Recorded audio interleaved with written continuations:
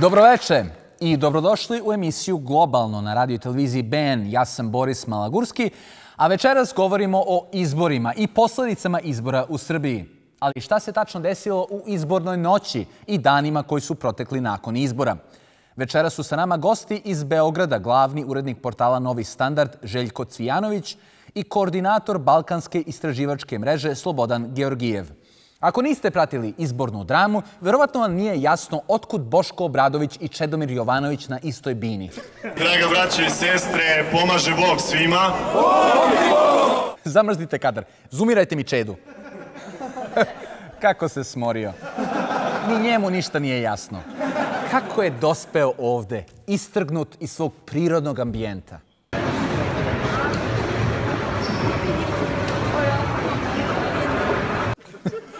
Sad vam tek ništa nije jasno. Šta Čeda radi u odelu na hoverboardu u Ušću?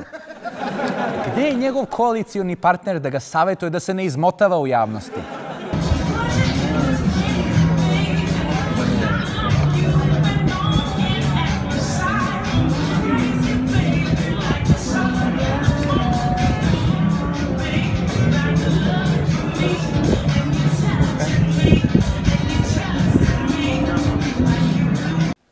Čovek se sunča sam u kafiću.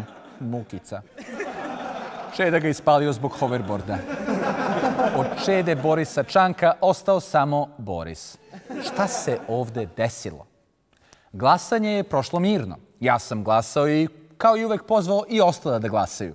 Uveče sam seo da gledam TV čekajući rezultate. A onda se desio izborni debakl. Znate čiji? Centra za slobodne izbore i demokratiju, odnosno agencije CESID. Ovo su prvi preliminarni podaci. Lista oko Srpske napredne stranke 56,2%, Socijalistička partija Srbije 10,9%, Srpska radikalna stranka 7,3%, Demokratska stranka 5,7%, Dveri DSS 4,4% i koalicija oko SDS-a, LDP-a i LSV-a 4,1%. Još jednom napominjemo, radi se o prvom preseku i to je presek koji ne znači da će ovi rezultati na kraju da budu i finalni rezultati. Iako je normalno da agencije poput CESID-a objavljuju rezultate na osnovu uzorka koji mogu da se na kraju promene za koji procenat, mnogi su bili šokirani kada je tih 56% koje je osvojila lista oko SNS-a počeo da se topi, dok je pokret Dosta je bilo Saše Radulovića rastao sa 2,3 na preko 5%. Pitanje je zašto je CESID objavljivao ovako besmislene statističke podatke? Očigledno ono čega smo se najviše pribojavali to je da ćemo imati situaciju da moramo čekati između ostalog možda i posljednje rezultate. Ta situacija nam se može vrlo lako desiti. Da li ste vi čuli ono što sam ja? Vrlo lako se može desiti da imamo situaciju u kojoj ćemo morati čekati posljednje rezultate. Pa zašto objavljujete ove rezultate ako vidite da mogu da odstupaju i po 8% od stvarnog rezultata? Mogu ja tako da izmislim neke bezvezne procente čisto da zabavljam ljude dok se Republička izborna komisija ne oglasi. CESID, razočarali ste me. Dešava se, imali smo ovu noćnu moru, ona se ostvarila nama kao ljudima koji se ovim bavimo, je ovo najgori mogući rezultat, ali je to. Šta da radimo? Ne možemo pobjegati nečeg što je realnost. Ma ne zanimaju me vaši izgovori. Ugasili ste. Ćao, zdravo CESID. Pošto sam izgubio poverenje u CESID i druge nezavisne agencije, pitao sam se ko može da prenese vernije projekcije rezultata. Daću vam nekoliko informacija na osnovu 77% obrađenih biračkih mesta. Dakle, nedvosmisleno da je SNS do sada više uradio od svih agencija. Bravo. SNS uradio više od agencije za praćenje izbora, svaka čast. Ne samo agencija, već i od Republičke izborne komisije. I od RIK-a ste više uradili? Čekaj, tu već nešto ne štima. Kako jedna stranka može da ima tačnije rezultate od državne institucije koja je zadužena za izbore? Mislim, šta je sledeće? SNS će da ima tačnije brojeve loto sedmice državne lutrije? Pa ne može to tako. Država mora da je ozbiljnija od svake stranke. Tako sam zaključio i okrenuo sam se Republičkoj izbornoj komisiji, odnosno RIK-u, da čujem preliminarne rezultate. Oni su se obično oglašavali vrlo brzo nakon zatvaranja birališta, do 10 uveče. Ali ovog puta je i ponoć prošla, a od RIK-a ni traga, ni glasa. Opozicija se uznemirila, pa je otišla do RIK-a da vidi šta se dešava. A ja sam otišao to da snimim.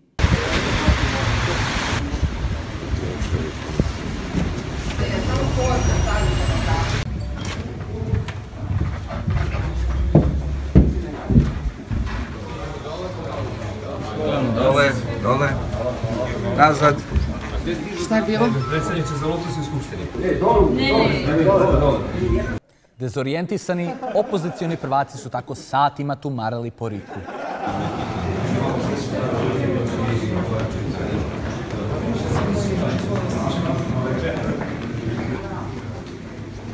Dok na kraju konačno nisu stigli tamo gde treba. A na osnovu čega je ovo pravljeno? Kažite mi kad nema nijednog zapisnika, se zna? Sad smo bili bolji sali i ljudi koji kažu da nisu dobili nijedan zapisnik do sada. Apsolutno nije. Vi su se popravili? Da, napredujemo.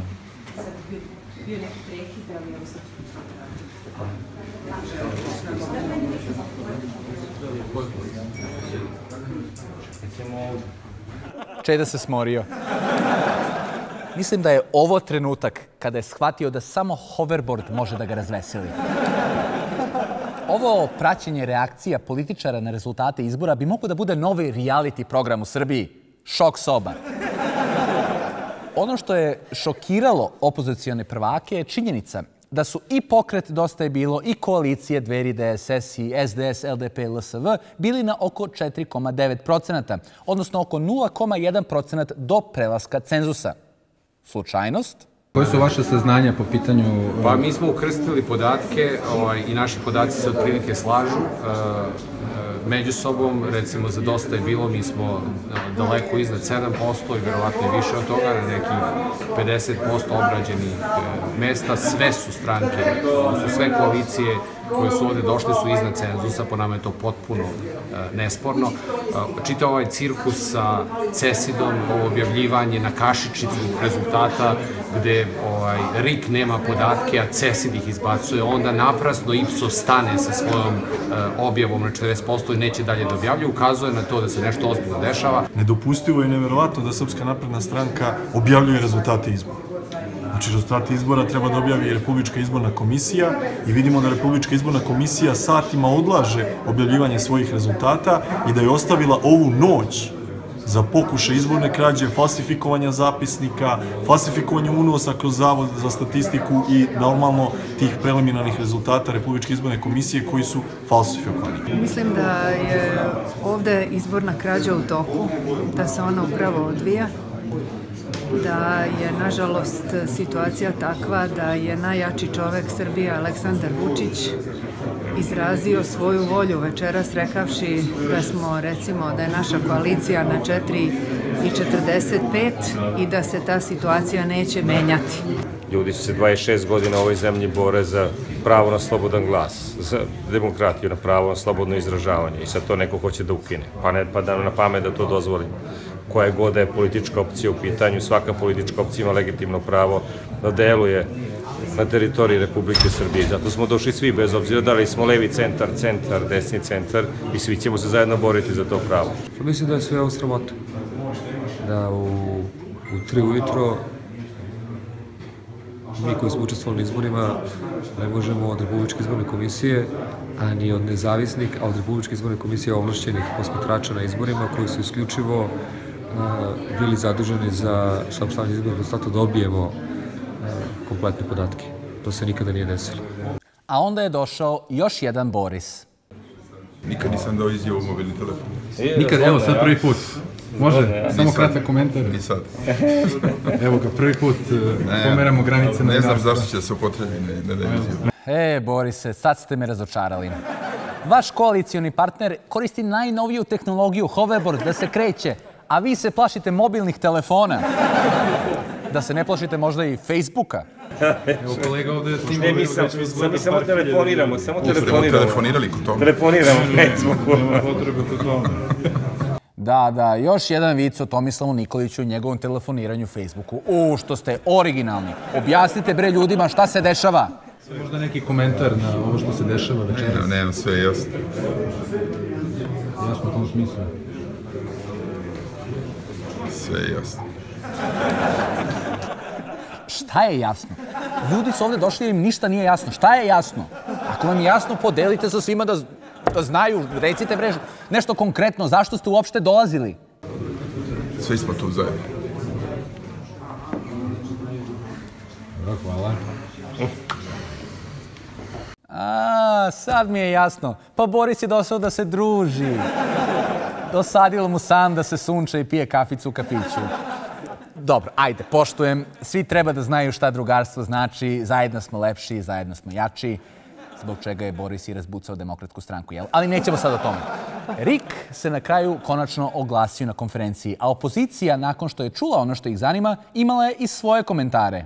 Ono što je neverovatno da smo mi imali zapisnike, a da vi nemate. To kada vi imate zapisnike i kada imaju agencije zapisnike, to su oni, kako bi se reklo, zapisnici sirovi koji dođu sa biračkih mesta.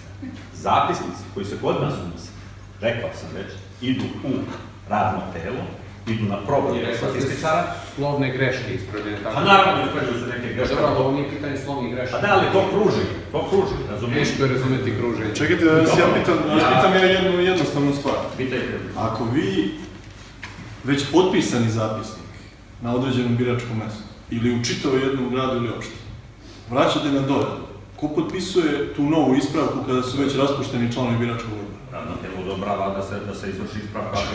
Čekajte, ne može radno telo da menja potpisani zapisnik bez saglasnosti svih članova biračkog odbora. Je to logično? Dakle, radno telo služi da konstatuje šta je birački odbor potpisom svih članova biračkog odbora utvrdio kao rezultat izbora na biračkom mestu tom i tom. Ako radno telo utvrdi da ima neku nepravilnost, što je sasvim u redu, ono može da vrati biračkom odboru. A onda opet svi članovi biračkog odbora moraju da sagledaju tu nepravilnost, da potpišu novi zapisnik da bi on bio validan.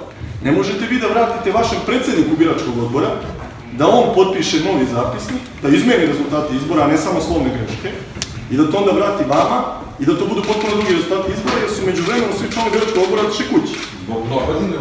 Jer, da nije tako, vi ste već imali sve rezultate izbora unešene preko web aplikacije. Koji zapisnik dobijate ovde fizički? Ovaj što ste ga prepravili? Ne, taj konačni pisački, nismo ga mi prepravili. Dobro, ne čekajte, to možete da pričate nekom drugom, a ne možete meni. Ja sam 2012. bio u podrumu Republičke izborne komisije i utvrdio razliku između zapisnika i onoga što sadrže vreće. Što ćemo i ovoga puta ponovo utvrditi. Ja govorim o stručno. Ne, ja vam govorim veoma stručno. Veoma stručno vam govorim. Ne možete vi da prepravljate zapisnike koji su potpisali svi članovi biračkih odbora. Dobro, ko ih prepravlja? Ko ih prepravlja? Vidite, ako me tamo falila nekakva... Da skratimo, nakon ovih rasprava RIK je objavio da ove 3 liste koje su bile ispod cenzusa ipak prelaze cenzus, što je zadovoljilo opoziciju, ali razljutilo vlast. Vučić je ponovio da su se tokom izborne noći dešavale, citiramo, neke pomalo čudne stvari. Pošto su se neke, ne mogu da kažem ništa jer ja verujem nadležnim organima, ali neke pomalo čudne stvari su se dešavale sa neverovatnim pritiscima.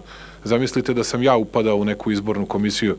A usledile su i najave o krivičnim prijavama protiv opozicije. Srpska napredna stranka podneće krivične prijave protiv Boška Obradovića, protiv Bojana Pajtića, protiv Sande Rašković-Ivić, protiv Saše Radulovića, protiv svih onih koji su iznosili najgrublje moguće neistine i uvrede na račun Srpske napredne stranke, na račun Aleksandra Vučića, na račun predsjednika Republičke izborne komisije gospodina Dejana Đurđevića, podneće krivične prijave zbog svega onoga što su pokušali da urade, a suština je da se manipuliše izbornim procesom, da se izvrši nezapamćeni pritisak na Republičku izbornu komisiju i da se na silu uđe u Narodnu skupštinu Republike Srbije. Da, Aleksandar Martinović... Čekaj, pogrešili ste sliku. Stavite sliku Aleksandra Martinovića. Tako. Gospodin Martinović i mnogi drugi iz SNS-a su osudili ponašanje opozicije, ali je ponašanje opozicije osudila i opozicija, tačnije jedan određeni deo opozicije. Nijedna od ove dve problematične koalicije nije dostigla cenzus. Ni Dveri DSS, ni Čeda Boris Čanak. Zanimljivo. To nije ono što je vaša stranka govorila o jednoj od tih lista u izbornoj noći, gospodine Šešelj. Izborna lista Dveri DSS 6,62%. Dosledno, nema šta. RIK, s druge strane, nije ostao dosadan rezultatima od izborne noći.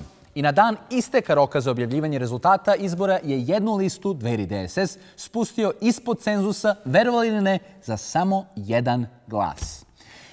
Svima koji su oduvek govorili da jedan glas ne menja ništa, ovo je bio jedan veliki srednji prst Rika. Lista Dveri, Demokratska stranka Srbije, Sanda Rašković-Ivić i Boško Obradović. Lista...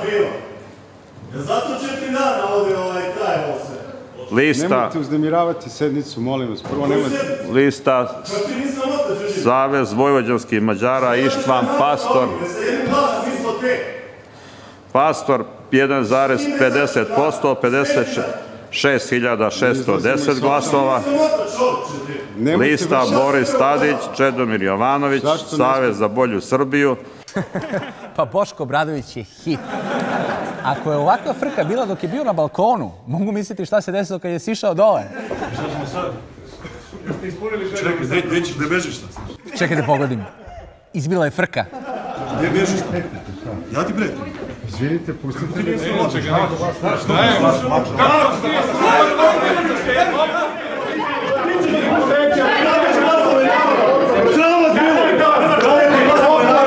Lopovi bre!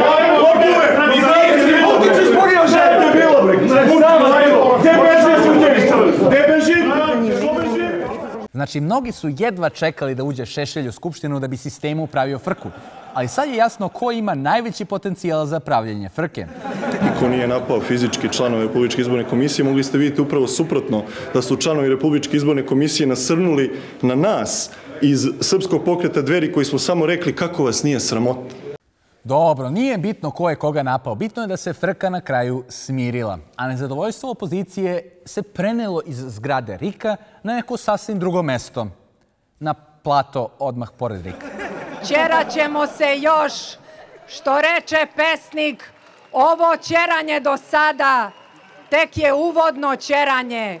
Ćeraćemo se još! Dobro, znamo kako to ide. Prvo uvodno ćeranje, pa razradno ćeranje, pa na kraju zaključno ćeranje. Ćeraće se svi, a u tom ćeranju vlasti i opozicije su sevnule i zabranjene reči. Makedonija i Ukrajina. Njihova mržnja je iskrena. Baš kao što je iskrena njihova borba da nekako zadrže mrvu vlasti ili da nekako budu vlast. Ako u toj borbi i Srbija postane Ukrajina ili Makedonija, pa šta? Nećemo ni na koji način dozvoliti bilo kakav ukrajinski ili makedonski scenarij u našoj zemlji. Mi ćemo biti stabilna demokratija koja se bori za sve svoje građane. Naravno, niko ne želi haos koji je nastao u Ukrajini ili koji konstantno preti Makedoniji, ali čitava frka koja je nastala nakon izbora pokazuje koliko agencije za praćenje izbora mogu da zabrljaju privid o demokratičnosti izbora, koliko RIK svojom neprofesionalnošću lošu situaciju samo pogoršava. A također i koliko je neophodna reforma izbornih zakona i pravila u Srbiji. Jer u Srbiji, nažalost, način na koji se broje glasovi i sastavljaju zapisnici i unose u sistem ne samo da je neefikasan, već gotovo da obesmišljava tezu da je svačiji glas bitan. Ako se to ne desi, imaćemo ovakve situacije za svake izbore u Srbiji. Zvaničan zapisnik kaže da su radikali na biračkom mestu Leposavić 9, koji je inače u Lešku, dobili 29 glasova. Prema našem brojanju, radikali su zapravo dobili 57 glasova, što znači da im je ukradeno 28 glasova na biračkom mestu Leposavić 9. Sada prelazimo na Dveri, DSS. Kao što vidite u kovertu, zvaničan zapisnik tvrdi da su Dveri i DSS dobili 4 glasa na biračkom mestu broj 9 u Leposaviću, a zapravo smo dobili 25 glasova, dakle 21 glas više nego što priznaje zvaničan zapisnik. Znači, radikalima je ukradeno 28 glasova, Dverima je ukradeno 21 glas. I najveća krađa na ovom biračkom mestu odnosi se na listu Socijaldemokratska stranka, LDP, koja je u zvaničnom zapisniku, kao što vidite, njihovih koverata nema, jer su u zvaničnom zapisniku dobili 0, a našim brojanjem smo utvrdili da je lista SDS-LDP na ovom biračkom mestu dobila 60 glasova, jer je između ostalog to biračko mesto na kome glasa jedan od kandidata za narodne poslanike sa ove liste, gospodin Goran Bogdanović. Ovakve scene su zaista poražavajuće. I pošto su izbori iza nas, sada je vreme da se prestane sa pričama o ugroženoj stabilnosti i izbornim krađama, već da se građani i vlast i opozicija slože da ovakav izborni sistem mora da se menja. Više o svemu ovome razgovaramo sa našim gostima odmah posle kratkih reklama.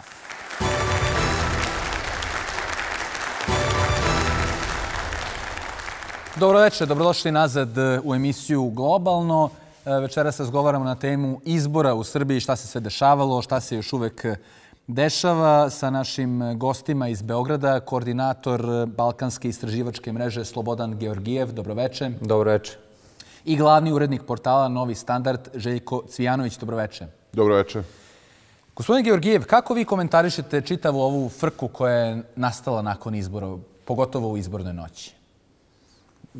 Pa da, desilo se nešto jako čudno u smislu da je na neki način opozicija uspela da preokrene igru, da preokrene temu i da ne izađe u prvi plan ono što su ljudi koji su na vlasti u Srbiji želeli, a to je da su odneli ubedljivu pobedu na ovim izborima, nego da nešto drugo bude tema i to se dogodilo. Dakle, tema je postala, dakle, da li u kojoj meri su izbori u Srbiji pokradeni.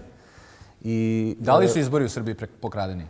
Pa s obzirom na broj nepravilnosti, dakle, koji je registrovan, da tako kažem, i čak smo imali eto taj bizarnu mogućnost da gledamo i uživo, dakle, sednice Republičke izborne komisije, oni na neki način jesu. Dakle, sad to u procentima ne izgleda puno, jer mi smo imali i ponavljanje, dakle, tih izbora na, čini mi se, 15 mesta, biračkih mesta, dakle, u Srbiji, gde je glasalo između 18 i 20.000 ljudi, nemam pojma. Otprilike je to neki broj. Ali, mislim, znate šta, nema velike i male krađe. Dakle, sad se samo to dogodilo da smo mi videli, dakle, na koji sve način je moguće, dakle, da vidimo da se možda izbori pokradu ili da budu, da kažem tako, nepravilno sprovedeni. Ali očigledno je bilo puno, dakle, nepravilnosti, puno problema i pitanje je, dakle, čak njihove regularnosti bilo postavljeno i pre nego što su se dogodili, dakle, 24. kada se setimo, recimo, kako su one liste bile predate, da je bilo ocenjeno da su neki potpisi bili falsifikovani i tako dalje. Znači, bilo je puno neregularnosti vezano za ceo, dakle, izborni proces, za dan, dakle, kada su se izbori odigravali i posle toga i onda je ta tema izbila u prvi plan. Gospodine Cvijanoviću, da li je po vašem mišljenju bilo toliko nepravilnosti da bi moglo da se klasifikuje ovo kao neka vrsta krađe? Ne mogu da kažem da je bilo ni više ni manje. Mislim da ovde specifičnost nosi nešto sasvim drugo. Na srpskim izborima od 2000. godine do danas imate dva faktora. Jedan faktor je najjača lokalna formacija, bilo da je to stranka ili koalicija. Drugi faktor je zapadni faktor, to su obično Amerikanci i ono što ide oko njih. Kada ta dva faktora postignu saglasnost, vi možete da pokradete izbore kako god hoćete, nijedan medij o tome neće pisati, jednostavno ništa o tome se neće znati. I mi smo imali situaciju pre 2007. godine, čini mi se, da jedna relativno mala stranka nije uspela da prođe izborni cenzus. Tada je američki ambasador došao kod tadašnjeg premijera i rekao, pa nećete valjda da pravite problem. O kojim strankama njima fali samo 2.500. Pa nije to sad, prosto prošlo je, davno je bilo. Šta hoću da kažem? Kada postoji saglasnost ili kada postoji nametnuta volja stranog faktora domaćem faktoru, najmoćnijem domaćem faktoru, onda izbori u javnosti ne izgledaju pokradeno. U ovom slučaju izbori su sporni zbog dva razloga. Prilikom raspisivanja izbora nije postojala saglasnost zapadnog faktora da oni budu raspisani. Dakle, Amerikanci su se protivili raspisivanju izbora. Nisu želeli da Vučić uradi ono što je on želeo da uradi tim izborima. I onda je došlo, to smo već videli u izbornoj noći, do njihove potpune nesaglasnosti. Vučić je imao svoje rezultate, Amerikanci su imali svoje rezultate. Da li je krao Vučić? Ne znam. Da li su krali Amerikanci? Jednako ne znam. Da li su neke od ovih stranaka ispod ili iznad cenzusa? Ne znam. Zašto? Zato što nikada do sada to se nije završavalo brojanjem, nego se završilo dogovorom dva faktora koji imaju saglasnost. Dakle, kada govorimo o izborima, moramo da mislimo na to. Da li su Amerikanci umešali prste i da li oni forsiraju priču o krađi izbora? Pa dobro, ja ne znam, Željko je dosta sad ovo radikalizovao u tom smislu. Ja verujem kada bih imao o tome, da kažem, potvrde, što kažu legitimne, to je bila super priča. Dakle, i to bi trebalo objaviti. Dakle, ne znam kako možemo ovako slobodno o tome. Ja razumijem tačno šta on govori i mogu sa puno stvari da se složim, ali izbore organizuje Republika Srbija koja tvrdi da ima vladu, koja upravlja zemljom, dakle koja je odgovorna za te procese, tako da mora bude odgovorna i za ovo što se dogodilo 24. aprila i u periodu posle 24.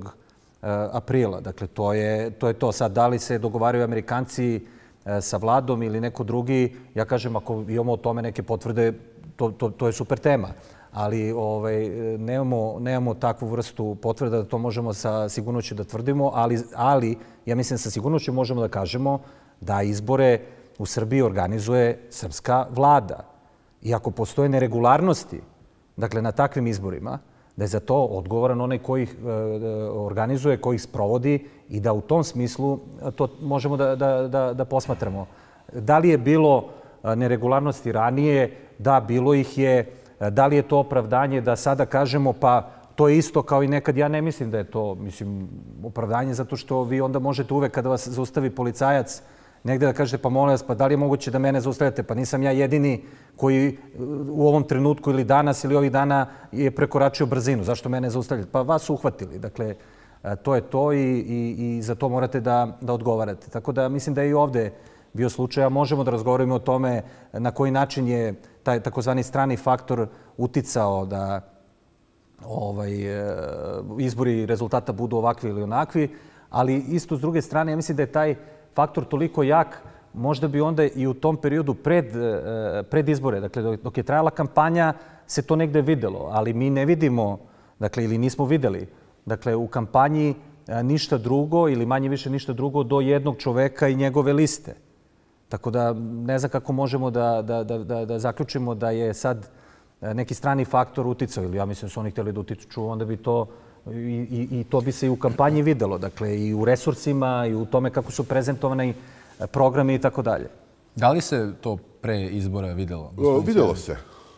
Videlo se u tome što su sve opozicione stranke imale kampanje, ili skoro sve, ako ću da budem sasvim precizan, imale su kampanje koje nisu bile prevashodno tempirane na izborne rezultate.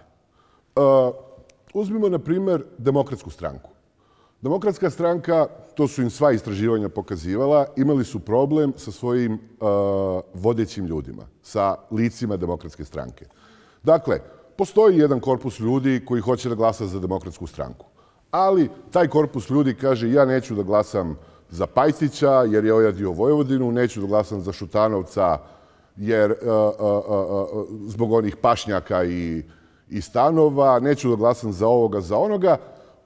Nije hteo da glasa za Borisa Tadića jer je razočaran, za Čedu Jovanovića ga smatra korumpiranim i dobar deo Demokratske stranke otišao je prema Raduloviću. Razlog je bio zato što ga ne poznaju, ne znaju ništa o njemu. A on je negde iz tog korpusa. I sada, šta sada imate? Dolazi da im radi kampanju jedan od boljih PR-ova regionalnih iz Hrvatske, Krešimir Macan.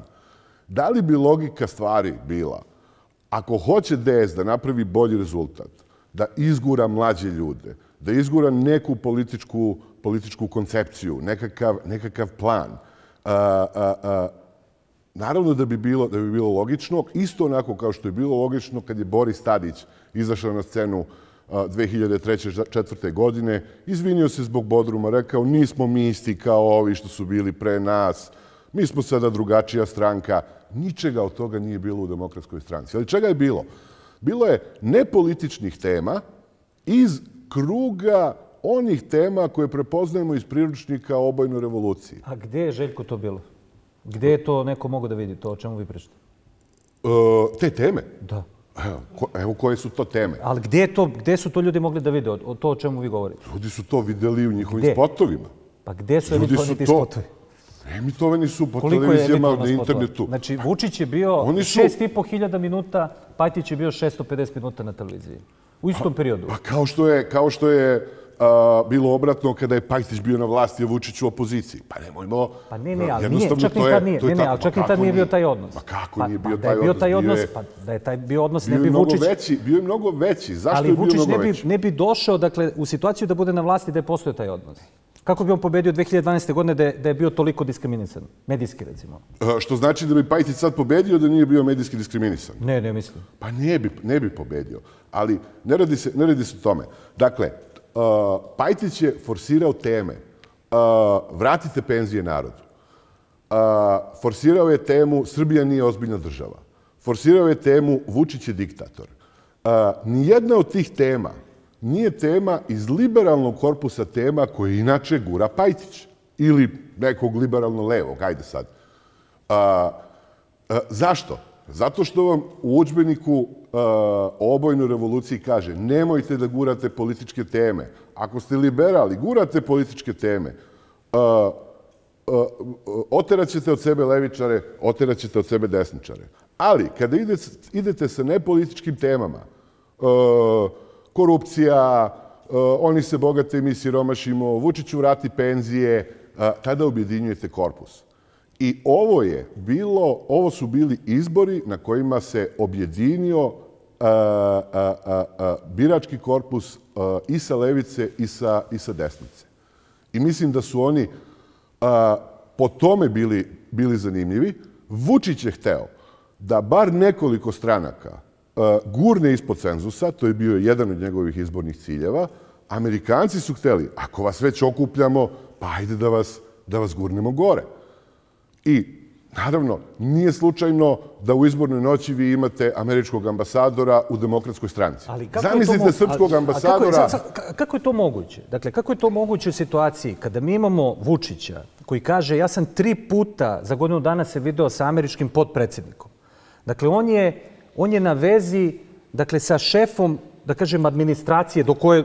On je čovek na vlasti. Oko velike zemlje. Pa čekajte, znači sad vi kažete, dakle, dok on ima tu vrstu odnosa, dakle, s Amerikom i uverava nas, čak i on rekao, dakle, i za tu izbornu noć, da ga je zvao ambasador, da je hteo da dođe kod njih u izborni štab SNS-a, pa moj Vučić, ako nije mi dobro, ne mogu da sad s tobom da se vidim. Nije ga primio.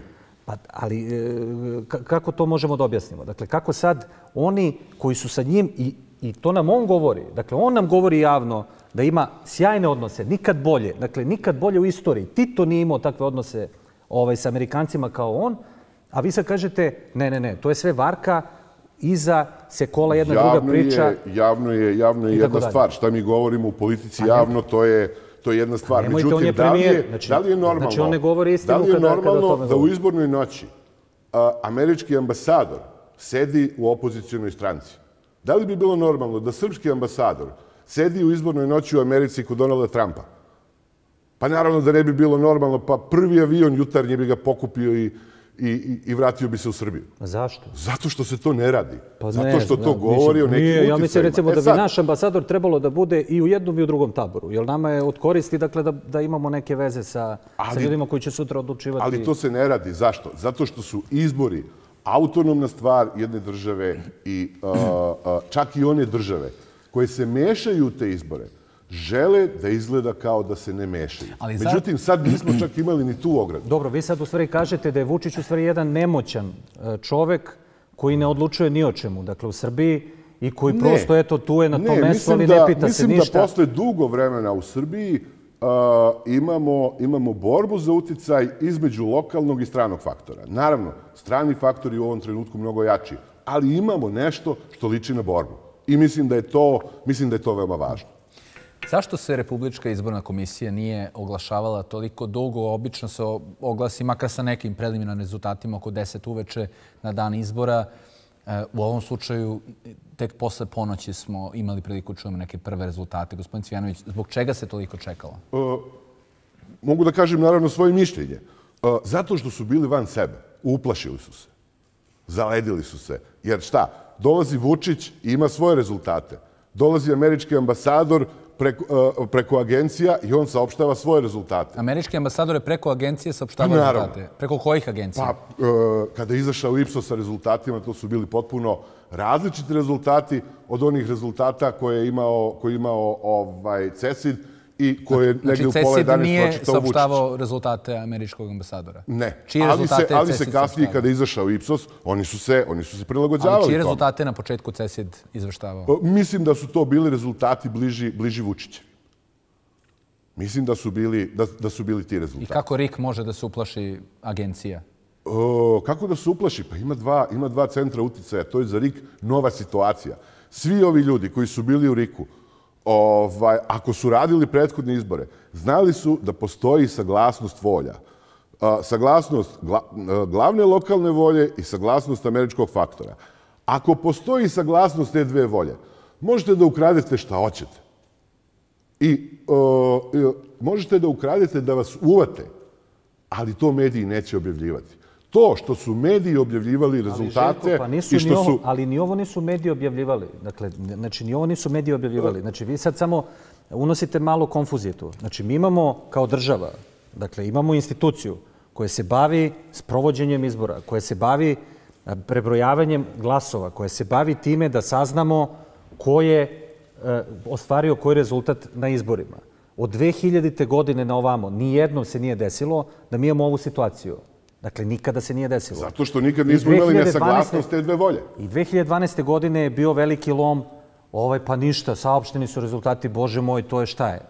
I sada smo imali situaciju da je jedna lista dominantno, pobedila na izborima.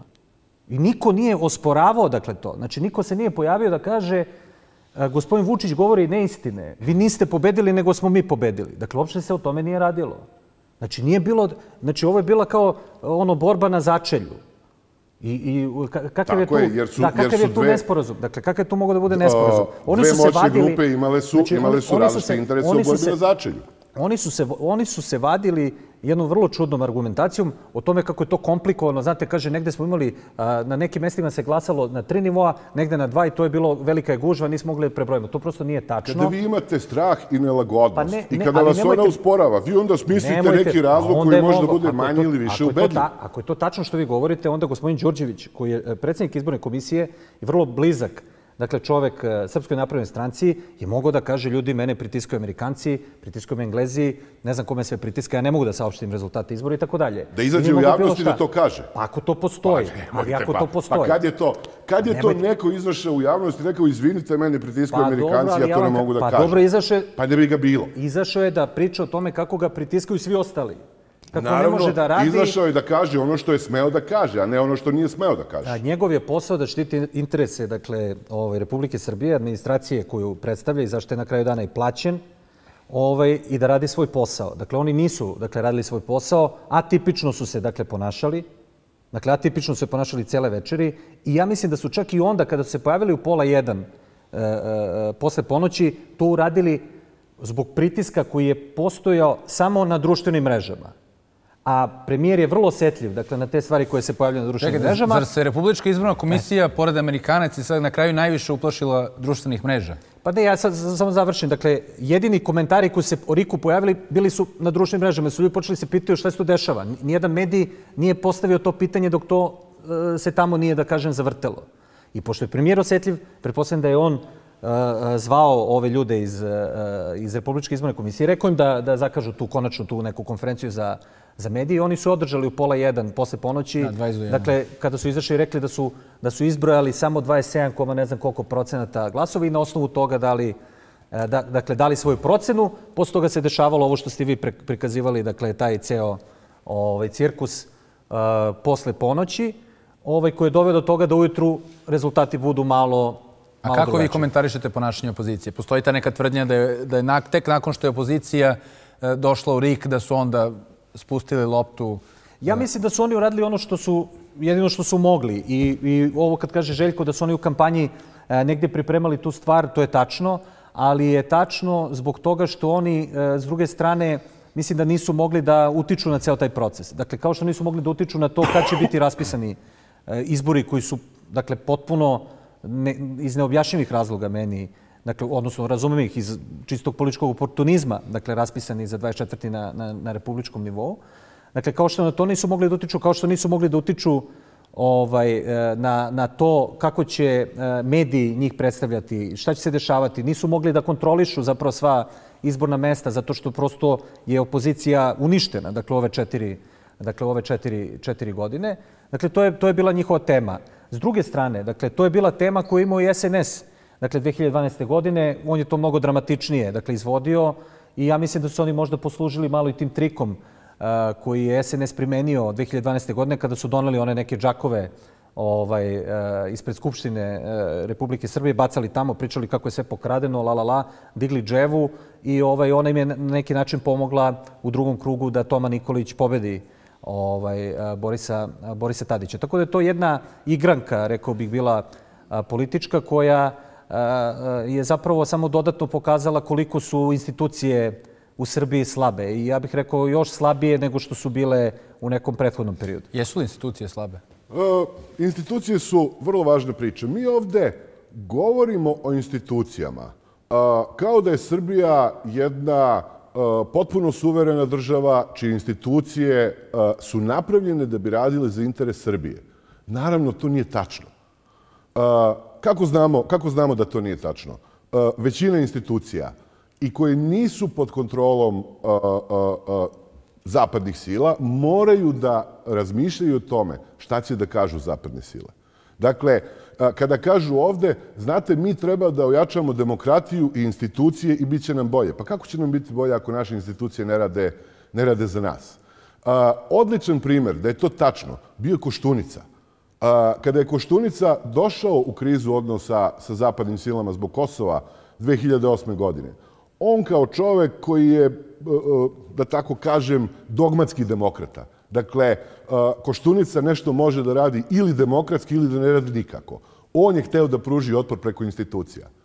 A onda vidite Wikileaks gde Koštunica pokušava institucionalno da pruži otpor proglašenju nezavisnosti Kosova, gde pravi jedan akcioni plan vlade koji treba da bude tajni da bi se sprovodio, a onda Borko Stefanović, kako piše u Wikileaksu, odlazi u američku ambasadu, donosi im taj plan i kaže evo Koštunica će da uradi to i to. Šta to znači? Koštunicu su prodale njegove institucije, jer nisu radile za njega i nisu radile za Srbiju, nego su radile za zapadne sile. Dakle, ne možete institucionalnim putem da rešavate stvari u polukolonijalnoj demokratiji. I to je cela priča. Možemo mi da se igramo, znate, pa mi smo država, pa treba da se ponašamo kao država, pa kad ste polukolonijalna demokratija, niste baš država. Neke stvari, nažalost, moraju na silu. Dobro, vi sad u stvari kažete recimo da je onda i Vučića 2012. godine i Nikolića na vlast nisu doveli građani Srbije, nego takozvane zapadne sile. To je u stvari ovo što vi kažete. Ako bih hteo da budem do kraja precizan, radilo se o preseku. Naravno, zapadne sile analiziraju raspoloženje građana i kaže građani su protiv demokratske stranke, to je recimo 2012. Ajde da se dogovorimo sa Vučićem i Tomom Nikolićem, treba nam taj briselski sporazum i da im pomognemo da dođu na vlast. Pre toga, radikali pobeđuju na gotovo svim izborima od 2003. do 2012. Samo 2008. nisu bili najjači. Nijednom nisu mogli da prave vladu. Tek kada su se dogovorili sa zapadnim silama, oni su vladu napravili. I kada je taj dogovor... Kada su bili partneri, kad su postali partneri, dakle kad su se odvojili od SRS-a, i okej. Ali šta je sad sporno ovde? Dakle, Vučić je i dalje apsolutni partner svih zapadnih zemalja. Ne, ovde je došlo do nesaglasnosti. Dakle, on je rekao ja hoću izbore, oni su rekli nemoj da ti padne na pamet da ideš na izbore. On je insistirao na izborima, raspisao ih i oni su došli da ga kazne. I to je ovo što mi sada gledamo. U 80% srpskih medija nije vest da je Vučić osvojio nadpolovičnu većinu mandata. To bi trebalo da bude vest. Nije vest da je posle 15 godina promenjena vlast u Vojvodini, posle vlasti koja je potpuno devastirala Vojvodinu. Nije vest da je uzeo najviše gradova, da ima većinu najviše velikih gradova u Srbiji. Šta je vest? Vest je ko je ušao u prvu ligu. Željko, Vest je, kako to dakle, nije borba za opstanak. Ovo sve što ti govoriš, pa to je non-stop vest. Znači, samo se o tome pričalo. Ja vidim da je ovde vest... Pa ne ovde, mi sad govorimo o drugim stvarima, ali u srpskim novinama. U većini medija vest je cenzus. Dakle, okuplja se koalicija koja pokušava da pređe cenzus, okuplja se sa ostalim opozicionim strankama koje žele da joj u tome pomognu. Ko to prenosi? N1, američka televizija. Zašto? Pa dobro, da li možete da poredite kablovsku... Zašto Amerikanci nisu prenosili miting Dveri protiv gej parade? Kad je bio protest opozicije ispred RIK-a u dnevniku RTS-a, više se govorilo o reakciji vlasti na taj protest nego o samom protestu. Naravno, RTS vaga, ali ja govorim... Pa nije, ali to gledaju ljudi. Pa kako možete porediti nešto što... Američka televizija imala jake komercijalne razloge da pusti direktno taj miting. Ne, ali ja vas pitam kako možete porediti vesti koje idu na televizijama koje gledaju milioni, dakle u Srbiji, kao što je recimo dnevnik RTS-a, kao što su recimo Pinkov jutarnji program, sa televizijom koju gleda par stotina hiljada ljudi kada imaju najveći rejting. Da li to znači da ta televizija nije uticajna? Pa ne, pa čekajte, ja ne znam kako sad možemo da merimo. Ja mislim, znate šta, ja mogu da kažem sebe, ja sam uticajan i da mislim o tome, ali vi možete da gledate šta su pokazatelji tog uticaja. Uticaj medija, uticaj televizija ne meri se samo, naravno meri se i njihovom gledanošću, ali ne meri se samo time. N1 je izrastao u jednu vrstu autoriteta upravljanju vesti. Zbog čega? Kako to nije Pink televizija? Zato što su se tako dogovorili. Pa dogovorili su se. Ko se dogovorio? Vučić i Amerikanci? Ne Vučić i Amerikanci. Dogovorili su se sa mnogim drugim medijima. Setite se u trenutku kada se Vučić tuče protiv Kurira. Kurir na jednom postaje strašno otvoren prema N1 i prenosi gotovo isključivo vesti koje pravi N1. N1 podržava Kurir u tom trenutku. Umeđu vremenu su se verovatno nešto pomirili, našli su se negde i to je to. Kako se to desilo? Kako možeš ti posle svega onoga, kako se to pomiriš? Kako se pomire Pink i Kurir posle svega onoga što je bilo? Zato što su našli neki svoj interes, ali to nije tema ovde. Pa nije, ja mislim da je upravo zbog ovoga što vi sad navodite, dakle, radi se o kredibilitetu. Dakle, naravno, ako o tome govorite, znači ako govorite utice, onda govorite o kredibilitetu nekog ko o nečemu izveštava. Da li to znači... I ako neko nije pravi, dakle, mediji, informativni, nego je port-parol neke opcije političke, ljudi će to na kraju vidjeti. Da li to znači da N1 ulazi u zonu uticaja svojim autoritetom? Ne, vi, ovo što vi govorite, dakle, ako je to tačno, ljudi će ih prozreti vrlo lako. Znači, vrlo lako će reći, pa to je američka priča, to nema veze sa nama, nema veze sa životom u Srbiji. Oni prave neki... Dobro, ali N1 jeste zastupnik CNN-a. A kažete mi, gde su to ljudi prozreli medije? Su prozreli i CNN? Pa nisu, gledaju ga i dalje utiče na živote svih u svetu. Ne, ali vi to navodite kao argument, razumete? Znači, vi stalno govorite o tome da su mediji izveštavali mediji. Znači, uzmite press clippinge, znači, uzmite štampu srpsku. Dakle, to je, ne znam koliko ima, 400.000 dnevno ljudi kupi novine. Dakle, uopšte nije tačno da je centralna tema priča o cenzusu i o tome ko je pokrao izbore. Svuda je prva... Znači, u ponedeljak, znači, nedelja izbori, u ponedeljak, sve naslovne strane ubedljiva pobjeda Vučića. Zato što su te naslovne strane zatvorene ranije. Pa kako možete kažete da to... Zato što su zatvorene ranije, ali već sutradan je bila priča o cenzusu i ta priča se vukla danima. Ne možete vi da ignorišete život. Dakle, ne možete ono što se dešava da ignorišete. Koliko god bili kontrolisani... Zašto je više život? Da li su Dveri i DSS prošli cenzus od toga da je Vučić dobio ubedljivu većinu u Vojvodini? Pa to smo javili. Znači, to je javljeno. Ali nije li zanimljivo što su... Ne razumijem, šta sad svakog dana treba se ponavlja ista vest. Znači, javili smo danas, Vučić je ubedljivo pobedio. Sutra kažemo, Vučić je ubedljivo ovde. Pa onda idu od grada do grada, pa imaju 100 dana... Da li to znači da smo na prethodnim izborima... Jel vi znate nekog predsjednika opštine iz Vučićeve stranke? Znam, što? Pa kažem, znači, koji su to ljudi? O kome da pričaju? Gde su ti uspesi Vučićevi na lokalu? Po čemu je kredibilna ta njegova pobjeda, recimo, u Vojvodini? Šta će on to promeniti? Šta će to drugo? Mislim da je kredibilna stvar što Pajtić više nije u Vojvodini. Pa nemojte da mi kažete da je Demokratska stranka 15 godina... Vi sad govorite kao opozicija u Srbiji. Kažete samo treba ovaj da ode. Govorim kao opozicija, ne. A ko će da dođe? Nije bitno samo da ode. Ne, pa govorim o značaju toga što je došlo do promjene na vlasti posle jedne vlasti koja je 15 godina devastirala Vojvodinu. O tome govorim. Ali svakako je zanimljivo da je na dan isteka roka za objavu konačnih rezultata Dveri i DSS su na jedan glas ostali ispod cenzusa. To je tada bila informacija. Kako to komentariše? Da li se ikada u istoriji desilo da samo jedan glas fali za cenzus? Kako to da komentarišem? Mogu da kažem to je ukradeno, ali moram da imam neki dokaz. Nemam dokaz. Da li je moguće teoretski da bude za jedan glas? Moguće. Kao što smo i videli. Međutim, sada mi koji se bavimo tim stvarima, da je jedan glas ovamo, mi bi rekli, jao, to je super. Ako je jedan glas ovamo, jao, to je katastrofa, ukradeni su izbori. Za mene je tu pitanje za Dveri i za DSS. Gde vam je 100.000 glasova izbira glasova koje ste imali na prethodnim izborima? Fali vam 100.000 glasova, niste dobro radili. To što ste ušli u parlament, verovatno će ući, pa ajde, ušli ste, eto, mislim, u redu, nemam ništa protiv. Ali nemojte sad da mi pričate priču, izgubili ste glasove koje ste imali na prošlim izborima. To je ta vaša sinergija. Šta ste radili pogrešno? Mnogo toga ste uradili pogrešno. I to je priča, to je stvar o kojoj mi možemo da pričamo. Da li je bio jedan glas gore-dole? Kako o tom da pričam?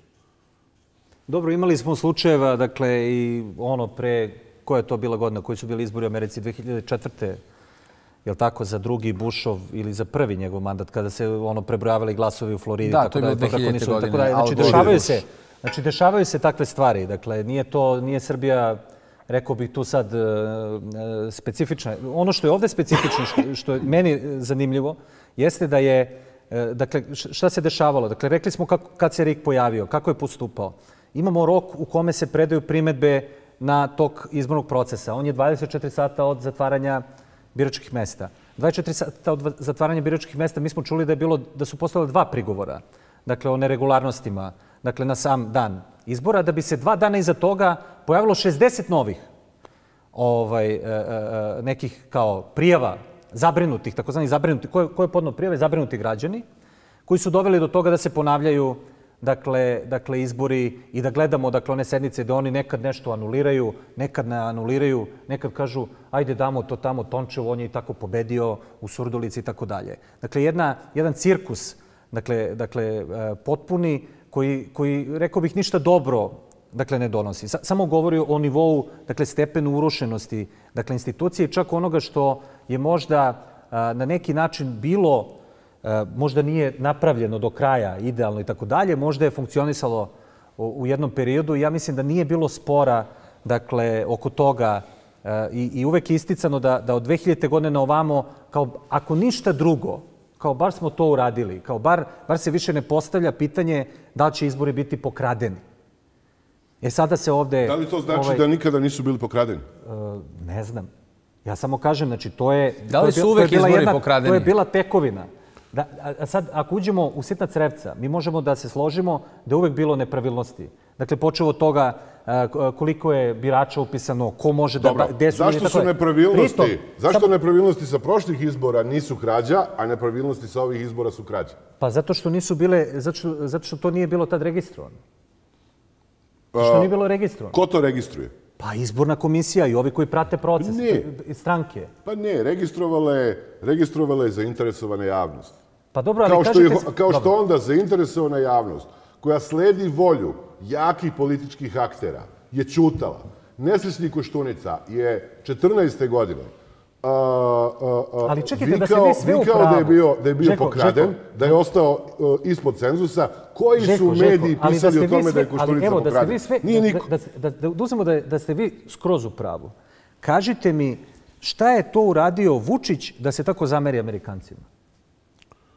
Šta je uradio Vučić da se tako zameri Amerikancima? Gde se on to suprotstavio Amerikancima? Evo kontrapitanje. Šta je uradio Mubarak da se zameri Amerikancima? Pa nemojte vi da pričamo sad o Mubaraku. Ja vas pitam šta je Vučić uradio. Mogu da kažem, ali moram prvo da kažem nešto drugo. Da mi kažete ovako. Ne morate da se zamerite Amerikancima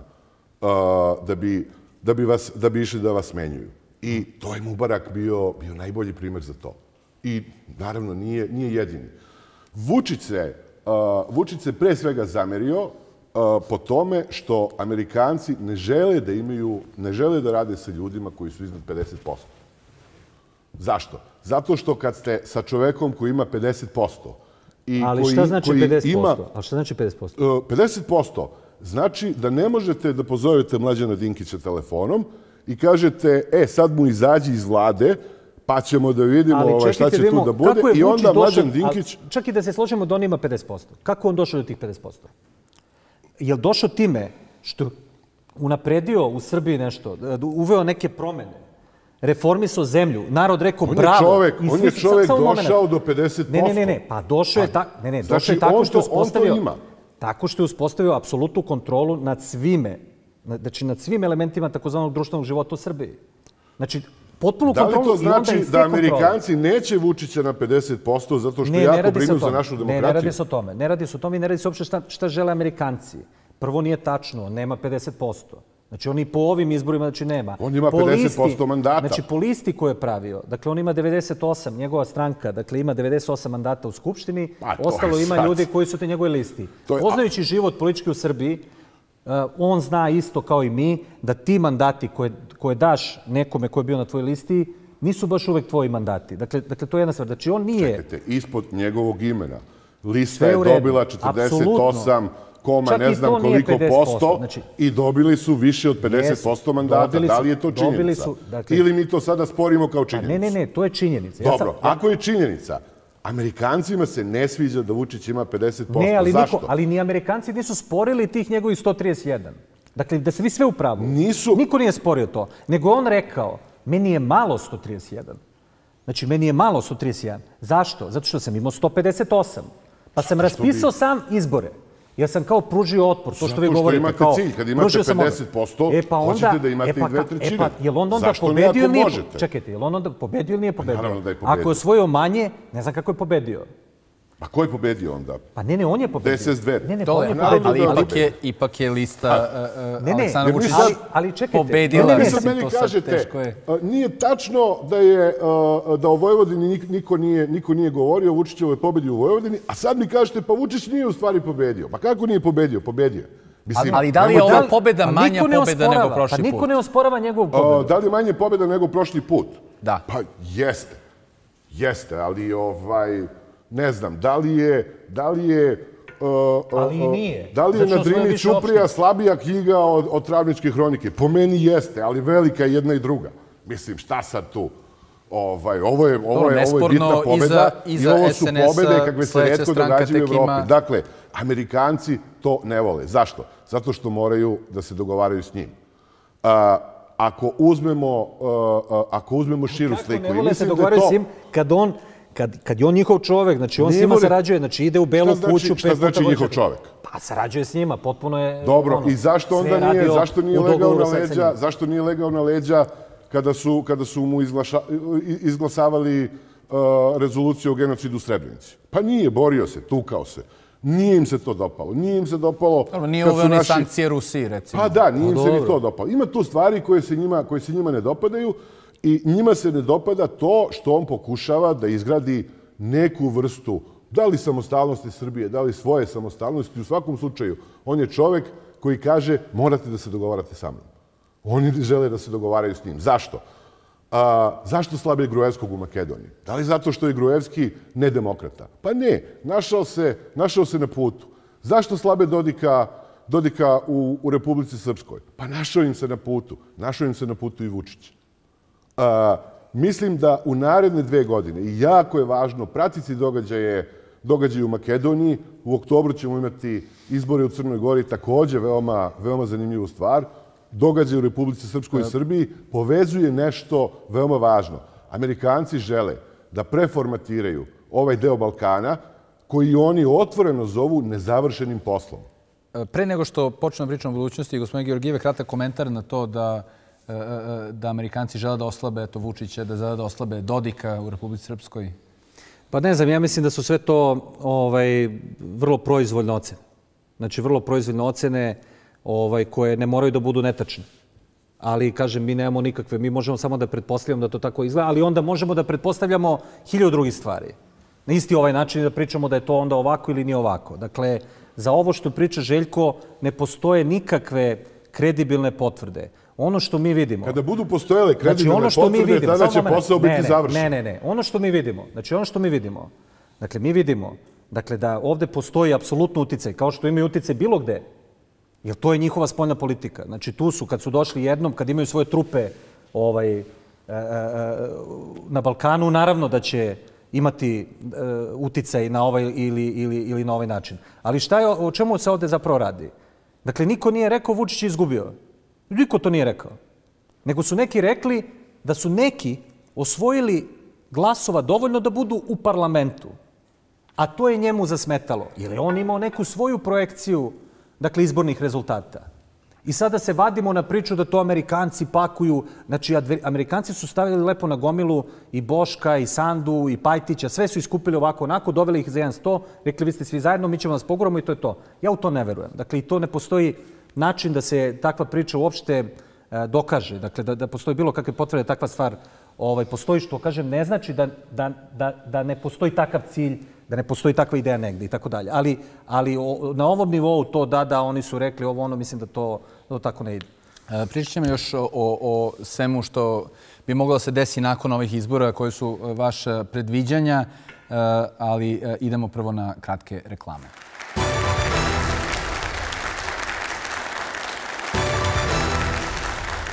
Dobro večer, dobrodošli nazad u emisiju Globalno. Razgovaramo večeras na temu izbora u Srbiji. Gospodine Cvijanović, da li mislite da će nešto da se promeni s ovim rezultatom? Imamo ipak pobedu liste okupljene oko Srpske napredne stranke, koja je blizu 50%, preko 50% svakako u Skupštini Srbije. Ostale liste su dobrim ispod toga.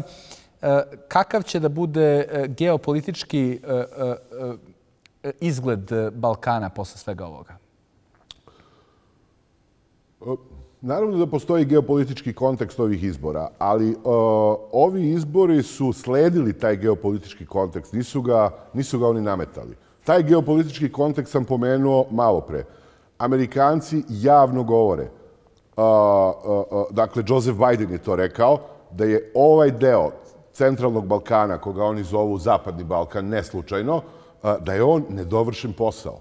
Kerry je pre toga rekao da je ovaj deo Balkana na liniji vatre. Šta još ima da se dovrši? To je moje pitanje. Šta treba da se uradi po vašem mišljenju? Potpuna natoizacija ovog dela Balkana. Mislim da je nedovršen posao taj što Makedonija, Crna Gora, Srbija, Republika Srpska, odnosno Bosna i Hercegovina, nisu NATO bedem i deo onog intermarijuma koji se pravi prema Rusiji. I to je zapravo, to je cela priča. I to je potpuno jasno i američki geostratezi o tim stvarima pišu manje više javno. Naravno, ne idu u detalje, to je njima tamo neka teritorija. Zašto je Vučić hteo da raspiše izbore, a Amerikanci nisu hteli da raspiše izbore? Zato što vidi šta se događa u Makedoniji i Crnoj Gori. U Makedoniji je Zapad od jednog veoma jakog Gruevskog, otprilike snage kao Vučić, umešao se u njihov izborni proces tako što su rekli, dobro, ti ideš na vanredne izbore, ali vidi, ne možeš ti, jer to nisu fair izbori, da budeš na čelu vlade i da pripremaš izbore, nego ti moraš da daš ostavku pa da imamo prelaznu vladu. Na isti način se radi u Crnoj Gori. Dakle, zapadne sile imaju kontrolu, pokušavaju da uspostave kontrolu. U Makedoniji su pri kraju, u Crnoj Gori čini mi se da su završili nad izbornim procesom. Imate najave opozicionog bunta u Republici Srpskoj. Na isti način kažu, ne može Dodik da raspisuje izbore, nego treba da se napravi prelazna vlada, pa da se onda ide na izbore. Da je Vučić čekao još vremena i naravno on bi u tom međuvremenu slabio i onda bi mu došli i rekli, vidi, sledeće godine verovatno, treba da ideš na vanredne izbore, ali moraš da napraviš prelaznu vladu. On je napravio izbore u poslednjem trenutku kada je bio jak. I sada mnogi kažu on je pogrešio, on je slabiji nego na prošlim izborima. Verovatno jeste slabiji, ali nije on slabiji za izborni rezultat, nego je slabiji jer je došao sada u klinč sa Amerikancima, a 14. je imao potpunu saglasnost s njima. Gospodine Georgijev, vaše mišljenje... Mogu samo da komentar, dakle, inače sam brbljiv ulećen, stalo sad sam uspeo da se suzdržim, da ne prekidam Željka. Prvo, Gruevski je 10 godina na vlasti u Makedoniji. Milo Đukanović, ja mislim da on više ne zna ni na kojoj funkciji, ni koliko godina je više na vlasti. Dakle, to prosto nisu uporedive, rekao bih, stvari na tom nivou. Dakle, znate, 10 godina na vlasti Gruevskog, idite u Makedoniju, pitajte ljude, daleko je to od nekog života, uprkos čak i nekim dobrim ekonomskim pokazateljima. Dakle, vi imate ljude u Makedoniji koji jure bugarske pasoše, kupuju ih za 150-200 evra da bi otišli na zapad da rade. Dakle, to je vrlo jedna loša situacija. Čovjek je tamo nešto zidao, po Skoplju izmišljao stvari. Dakle, prosto ne znam šta misli, koliko on treba bude na vlasti. Ne razumijem, šta 10 godina je malo. Pa sad neko treba da se umeša tu dodatno da bi on kao bio promenjen ili tako dalje. Znači, to nije isto. A za Mila Đukanovića da ne pričam. Mislim, to je nepristojno je biti toliko dugo na vlasti i pričati o tome da si ti neki demokrata i da je tvoja zemlja, dakle, demokratska. To prosto ne ide jedno s drugim. Ovo što je Željko rekao, da li je priča o NATO-u, verovatno je, dakle, to priča, pogledajte mapu, mi smo jedna rupa tu u jednom sistemu, Rusija je vrlo daleko, dakle, ta priča o Rusiji kao nekome ko će tu nešto da radi, mislim da je potpuno čudna i eto tako, verovatno služi više Rusima da žuljaju, dakle, Evropsku uniju, Amerikance na taj način nego što je to realno. A što se tiče Republike Srpske, evo, mi se tu nalazimo, gospodin Cvijanović je pominjao i taj plan, šta vi mislite o tome? Pa ne znam šta je plan, dakle, ja ne znam šta je plan, ovde postoji Dejtonski mirovni sporazum po kome cela Bosna i Hercegovina, dakle, uređena. Ja mislim Srbija, dok god taj plan takav postoji, ima obavezu da na taj način štiti Republiku Srpsku, kogod da je ovde na vlasti. S druge strane, Dodik je isto dugo godina na vlasti, imao je priliku da uradi mnoge stvari, šta je uradio je i kažem, dakle, ne znam zašto se ovde doživljava ta situacija gubitka potencijalno vlasti ili izbora kao gubitak života. Dakle, to nije tako i tako ne treba da bude. Ja mislim da to ne proizvode Amerikanci i strane sile, nego da to proizvode domaći lideri kojima se osladi, dakle, sedenje na vlasti u toj fotelji i mi smo, rekao bih, imali sreću da samo u par situacija, to je, ne znam, odlazak Vojislava Koštunice i Borisa Tadića, dakle, ljudi koji nisu, da kažem, na taj način grebli. Čak bi možda za Borisa mogli da kažemo da je on u jednu trenutku 2012. godine pomislio da bi trebalo večno, valjda, da bude predsjednik Srbije, pa se okliznuo. Dakle, i on je tad izmislio, dakle, mogućnost da po 3. put se kandiduje za predsjednika Srbije, pa je pao. Dakle, nema tu toliko veze, rekao bih, strani faktor, mnogo više veze ima način na koji mi ovde živimo, kako živimo, koji je nivo, dakle, životnog standarda, zbog čega je svake godine sve manje ljudi, dakle, u celoj regiji, zašto mladi ne žele ovde da žive, zašto se svi iseljavaju, zašto je iz Srbije svake godine odlazi, ne znam, 1000 lekara, medicinskih radnika, za 20 godina ne znam ko će da nas leči i kako ćemo da živimo ako se taj trend nastavi. Dakle, mislim da je to više ono što nas ugrožava, a manje priča, ta globalna, da li smo deo nekog velikog paketa, nismo deo velikog paketa. Dakle, ja kažem, dovoljno da pogledamo mapu i Evrope i sveta, vidjet ćemo gde se mi nalazimo, gde se drugi nalaze, gde smo mi i da li mi u takvoj situaciji možemo da budemo neko izdvojeno ostrvo, nešto posebno i tako dalje. Ja u to ne verujem. Dakle, da li je to dobro ili ne, o tome možemo da diskutujemo, ali ja mislim da tu neka velika dilema za ljude koji vode i Srbiju, i Republiku Srpsku, i Bosnu, i Makedoniju, i Albaniju, i Crnu Goru ne može da postoji, pogotovo u situaciji kada vi zapravo nemate nikakvu B-opciju, dakle, nema tu alternative. Nema Rusija nikakvu alternativu, te priče o Evroazijskoj uniji, o izmišljotinama i tako dalje. Dakle, to je potpuno nerealna stvar.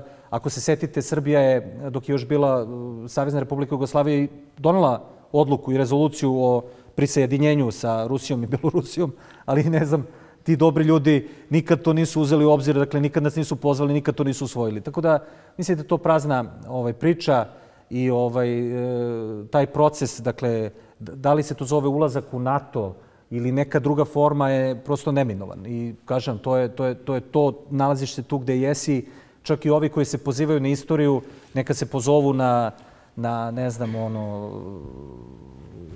Stefana Lazarevića, dakle, iz kraja 14. i početkom 15. veka, kada je njegova Srbija bila najveća, on je bio turski vazal, zato što je tako bilo, dakle, takve su bile okolnosti, prosto globalne, i ti, rekao bih, bolje da se tome povinuješ nego da budeš uvek parija, neko ko će da zabada prst u oko celom svetu, da izigrava nešto što zapravo ne može da izigrava. A ta priča o otporu prema svetu se zapravo služi da na domaćem terenu ne uradiš ništa.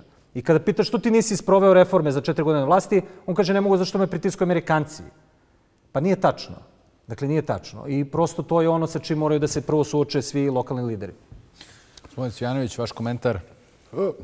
Tu imamo problem sa jednom od najvećih globalističkih dogmi, a to je ekonomizacija života. I to je nastalo negde, čini mi se, 1992. u Clintonovoj kampanji protiv Busha starijeg, It's economy stupid. Bavimo se ekonomijom i to je ono zapravo što rešava naše živote. Meni je žao, ali ekonomija ne rešava naše živote. Naši životi rešavaju ekonomiju. Govoriti o tome da su, ne znam, Vučić, Dodik, Gruevski, Milo Đukanović, da su oni isključivi krivci za devastiranje ekonomsko tih republika, naprosto nije tačno. Zašto? Zato što su nametnuti polukolonijalni odnosi. I jednostavno mi od toga ne možemo pobeći. Kod nas je došao MMF, kod nas je došao Vašingtonski konsenzus, kod nas je došla neoliberalna privreda,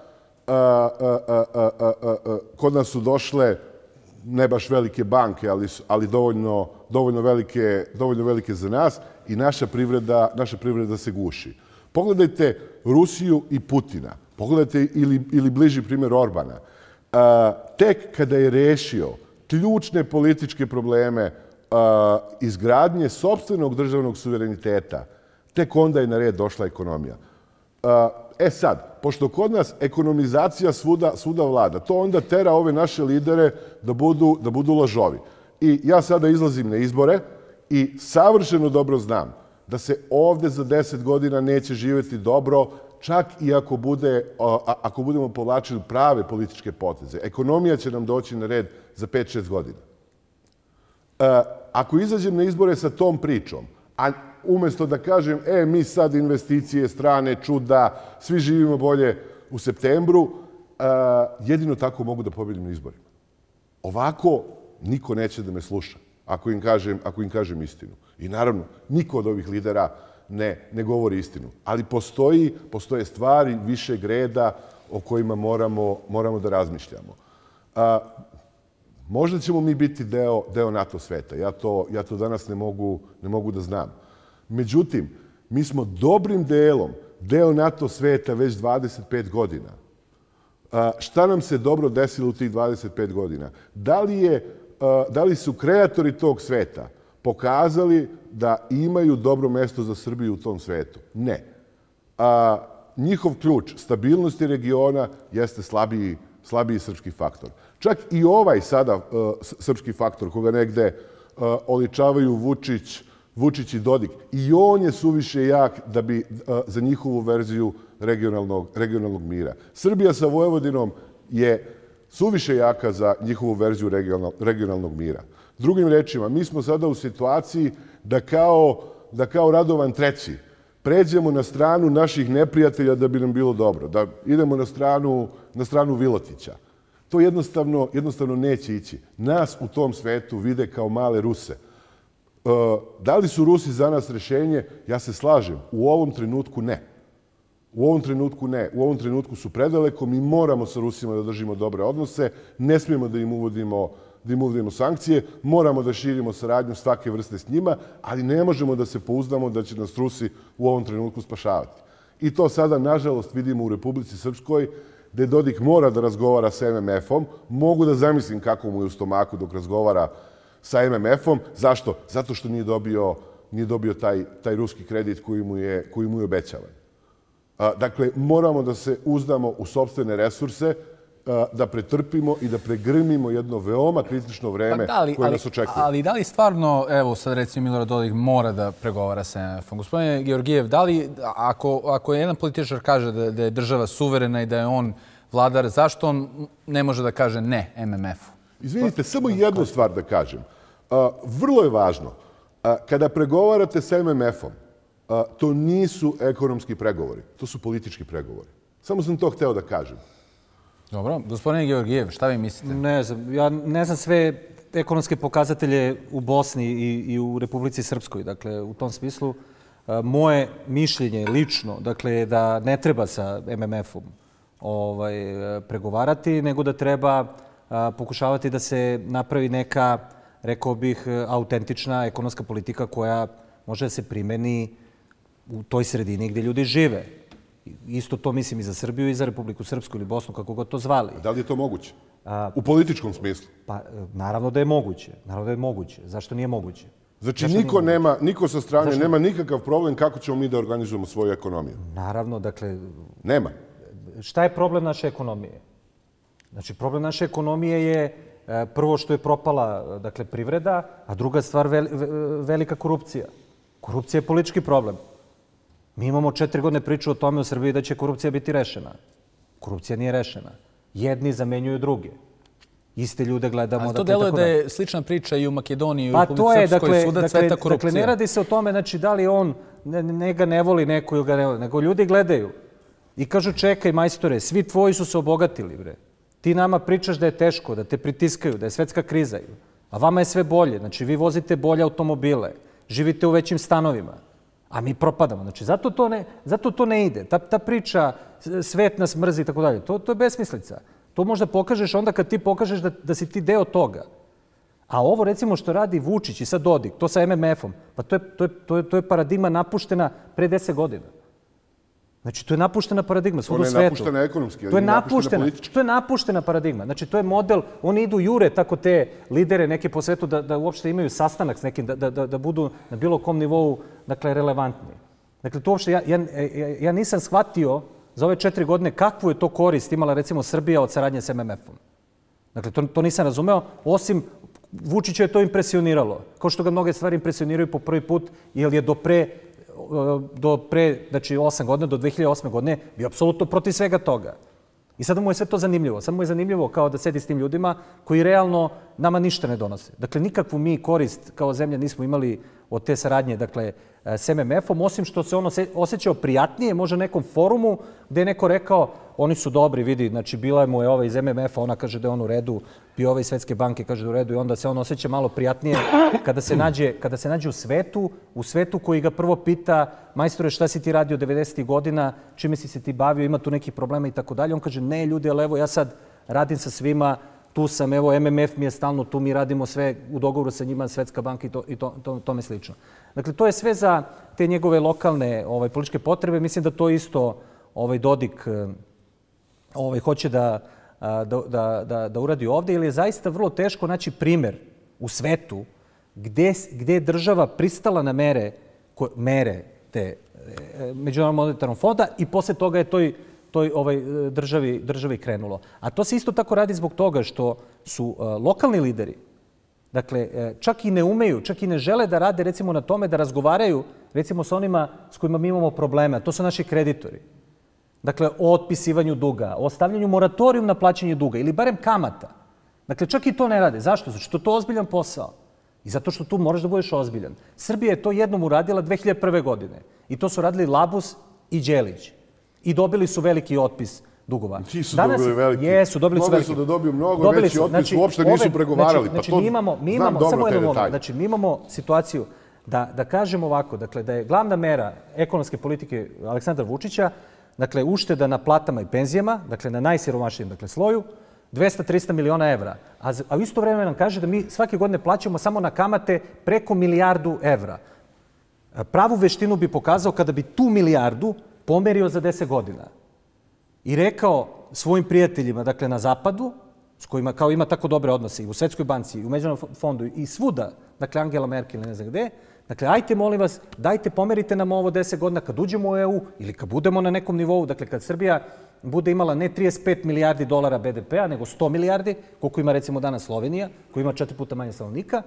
Dakle, kad budemo imali to, mi ćemo da plaćamo. Hajde nam tako izađite vi u susret, hajde nam to pomozite. Ali mi nemamo to na stolu, dakle mi nemamo tu priču sa prijateljima, dakle sa zapada, nego eto tako, dakle najlakše je uzeti od sirotinje, to je ta što rekao Radule, super hik politika, kao uzimam od siromašnih da dam bogatima i to je to. Tako da, kažem, cela ta paradigma ekonomska koju smo gledali posljednje 4 godine i pre toga je potpuno, u ovim okolnostima, mislim, potpuno promašena. Gospodin Cvijanoviću, imali ste komentar vezano za otpis dugova? Otpis dugova jednostavno, oni su pregovarali jako loše, otpis je mogao da bude mnogo veći, a dobili su takav otpis da bi se ostvario novi ciklus zaduživanja. Jednostavno, radi se o tome. I taj ciklus zaduživanja nije išao u investicije, nego išao u budžet i jednostavno trošenje, kako to Dušanić kaže, u bećarskoj ekonomiji. Šta je tu cela stvar? Ovde imate u ekonomiji njena dva lica. Ljudi sa zapada došli su sa svojim, naravno, ekonomskim dogmama i rekli su ono što isporučujete nama, to treba da bude ono što nam isporučuje jedan neoliberalni koncept jedne polukolonije. Dakle, privatizacija, dakle, resursi, dakle, zemlja i tako dalje. Za nagradu, kao nagradu za to, vaši tajkuni i vaši političari mogu da u donjem modelu, naravno ispod nas, na donjoj niši, da ostvare taj model burazerske ekonomije kakav je ovde vladao decenijama pre toga. Manje ili više uređen i manje ili više efikasan. I to je ta vrsta, otprilike kaže, pa evo imamo konsenzus i tebi je ovde dobro. Ali ako ti kažeš ja to neću, on kaže, pa tako ne može, dovešćemo nekog drugog. Dobar primjer je kada su naprednjaci... Jeste tačno. Kažite mi nekada je Vučić otišao zatražio da mu se otpišu dugovi i da je neko njemu rekao, slušaj, još jednom ako nas pitaš da ti otpišemo dugove, ima da letiš gotovo, evo već smo Dveri spremili, uleću i formiraju vladu. Kada su došli na vlast 2012. godine, tada su doveli Jorgovanku Tabaković na čelo Narodne banke. To nije bizarno. Ne, hoću nešto drugo da kažem. Tada su u okviru izmene zakona o Narodnoj banci hteli da se omogući Narodnoj banci da finansira srpsku privredu. Dakle, srpska privreda da se finansira iz sive emisije i to radi svi. To radi Evropska unija, to radi Nemačka, to radi Amerika. Kada su u MMF-u i u zapadnim ambasadama videli taj zakon, rekli su to ne dolazi u obzir. Ali čekajte, to radite i vi. I tada dolazi ono čuveno. Ne radiš ono što ja radim, već radiš ono što ti ja kažem. I to je ono što vas definiše kao polukoloniju ili kao koloniju. Dakle, nije tačno da nije bilo pokušaja da se nešto popravi. Ali ti pokušaji su bili sasecani... Vrlo su nevidljivi. Znači, vrlo su nevidljivi i očigledno su bili neki tajni... Ali mi prosto, mi imamo tragove. Znači, imamo tragove o tome... A kakve tragove? To nikad nije bilo pomenuto. Da je u nacrtu zakona je to postojalo. Mi imamo priču o tome, dakle, imali smo 4 godine priču o tome. U trenutku kada se zemlja zadužuje 3 puta brže nego ranije, da su ovi pre toga zaduživali tralala. S druge strane, imate ovo sad što otvaraju sve po Srbiji, dakle, pogotovo ove puteve. Znači, to je sve iz kredita koje je Mrka obezbedio i ta administracija. Znači, ova Tadićeva vlada od 2008. do 2012. godine. Dakle, to nije prosto tačno. Oni nisu imali nikakvu ekonomsku paradigmu. Jedino što je imao to, dakle, da kaže, ajde, da smanjimo, i to u neku ruku jeste bilo hrabro. I to jeste bilo hrabro. I to je u redu, ali to nije mogla bude jedina mera. Zato što ti na drugoj strani, znači na drugoj strani si mogao da obezbediš možda milijardu evra uštede koja bi ti dala prostor, dakle, da dišeš. Čak i da nije uštedeo tih 600 miliona evra što je pričao u kampanji 2012. godine, da se pokradu, znači rekao je 600 miliona se krade na javnim nabavkama. Nisam video, dakle, da u posljednjih 4 godine je tih 600 miliona evra da smo uštedeli, dakle, na javnim nabavkama, što je bilo za 4 puta 6 2004. Ugasiću većinu vladinih agencija koje mi odnose, više se ne sjećam, mislim 600 miliona godišnje. Onda su došli iz Evropske unije i rekli, pa ne možeš. To su agencije preko kojih mi plaćamo svoje klijente. Željko, to nije tačno. To su naši ljudi. Željko, to nije tačno. Nije tačno. Evo sad ovog proleća si imao situaciju, odnosno zime, kada su recimo otvorili novu agenciju, koju je Sertić izmislio, za isto neki regionalni razvoj, na primjer nešto, gdje je on udomio neke svoje kadrove iz Privredne komore, tako što je zapravo kao spojio 2 druge agencije. Nikomu to nije smetao, niko nije... Dakle, to prosto nije tačno. To je tačno. Nije, pa nije tačno. To je tačno. Pošto se bližimo kraju emisije, možda vaša predviđanja za predsjedničke izbore koje dolaze u Srbiji 2017. godine, gospodin Georgijev? Je li ozbiljno ili se šalimo? Da čujemo šta mislite. Moj favorit na tim izborima, ako ne postane predsjednik sveta, je Vuk Jeremić. Vaš favorit lični, vjerojatno biste da pobedi ili vaše mišljenje da bi on mogao da pobedi? Ja mislim da je on dobar kandidat, osim ako se Vučić ne kandiduje, jer mislim da... On je rekao da nema te ambicije. Pa dobro, rekao on puno stvari, pa je posle uradio nešto drugo, nema to veze. Ali, dakle, ako se nešto, ne znam, šta kapitalno ne desi u narednih godinu dana i ako Vučić bude kandidat, on će biti predsjednik. Ako se on ne kandiduje, mislim da takvi ljudi kao što je recimo Vuk Jeremić mogu da, ili Ivica Dačić, možda budu najbolja opcija za pobedu na tim izborima. Gospodin Cvijanoviću, vaše mišljenje? Daleko je, to će zavisiti od mnogo stvari. Ono što znamo sigurno, da će to biti vrlo, vrlo važna bitka. I mislim da i vlast i opozicija to doživljava na takav način i mislim da to i stranci doživljavaju na takav način. Upravo zbog toga je bila ovakva konfiguracija posle ovih parlamentarnih izbora. Ja mislim da će Nikolić biti kandidat. Mislim da će Šešelj biti neozbiljan kandidat za predsjednika, ali ozbiljan kandidat za celo to zamešateljstvo koji može da odluči tu neke stvari. Za Vuka Jeremića nisam siguran i mislim da će, kada bih, ako smem smelo da prognoziram, mislim da je Sanda Rašković veoma blizu da bude zajednički kandidat cele opozicije. Dobro, zanimljivo predviđanje. Pustit ćemo ovaj snimak sljedeće godine kada budemo pratiti izbore da vidimo ko je bio bliži proceni. Ja vam se iskreno zahvaljujem što ste došli u Bijeljinu iz Beograda da gostujete. Mi ćemo da vidimo kakve će budu posljedice ovih izbora, kakvi će budu dalji uticaj zapadnih, istočnih sila. Evo, mi smo ovdje u studiju već prešli sa jedne zapadne na istočnu scenu. Zamenili smo sliku Njujorka koju smo imali u pozadini, sada imamo Tokio, tako da barem u ovu emisiju istok je stigao. Dragi gledalci, mi se vidimo sljedeće nedelje u isto vrijeme. Laku noć, prijatno.